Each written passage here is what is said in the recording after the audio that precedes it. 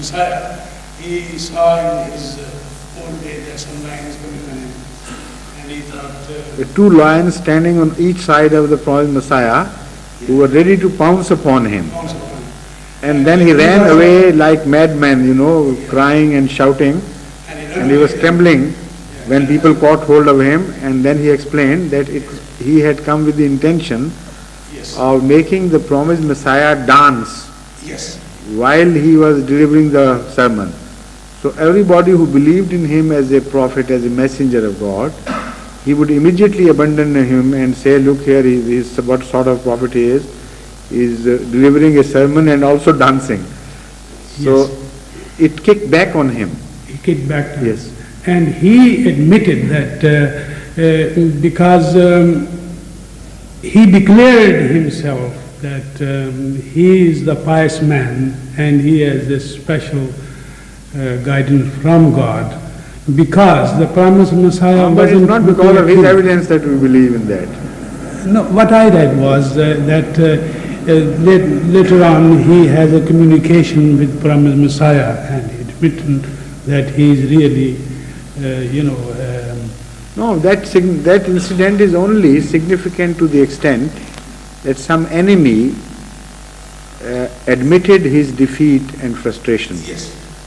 And that enemy was a sort of mesmerist who that was his magic, and when he tried to work that magic on Hazrat Masih Maud alayhi salatu wasalam, it bounced back on him, while normally this does not happen. If there is a strong-minded person and you want to influence him through mesmerism, either he begins to be influenced or he resists that influence and nothing happens. But for that to bounce back on you in a different form of which you are not conceiving, that is a sign that some supernatural phenomena was taking place at that time. It was not an ordinary mesmerism. So this is exactly what is mentioned in that incident of Moses versus the magicians of the time. Moses had no idea of that mesmerism or that magic which was being played during those days, being himself an innocent person of all these things. So whatever was taking place on behalf of Moses was not by his own inner being or his own mental power, but by the power which was behind him. So these two incidents are quite similar in this respect.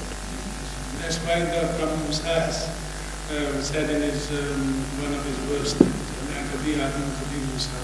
not that is why, but there is one other reason. Well, that it happened. He had certain attributes, certain qualities. Yes, correct. Assalamu alaikum. Wa alaikum assalam wa rahmatullah.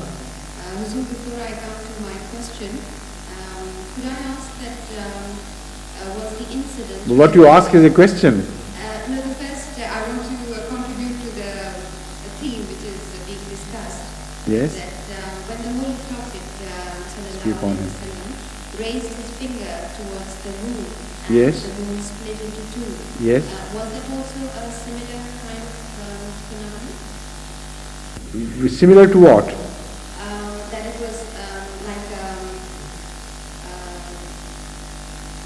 mesmerism and... Similar to what? Tell me. We have discussed two incidents so far, two illustrations of this phenomena. To which you are referring by the word of similarity. The incident of Moses. What happened there? It was not Moses who influenced the people. It was God who influenced the minds. Is that not correct? Yes. Of course, then it is similar. Whatever happened and whatever followed was governed and controlled by God. It is quite correct. Right, so I'll come to my question. Yet the phenomena could have occurred differently, variously, and there are so many possibilities which have been forwarded by Ahmadis in this regard, and I have also spoken on this subject at some length. So I think it's not time to repeat all that. You can listen to an earlier tape and find out about all the possibilities which open up before one, if one begins to realize how it might have happened. And there are various possibilities, scientifically and otherwise one can prove that phenomena, such a phenomena could have been observed from Earth. All right, please.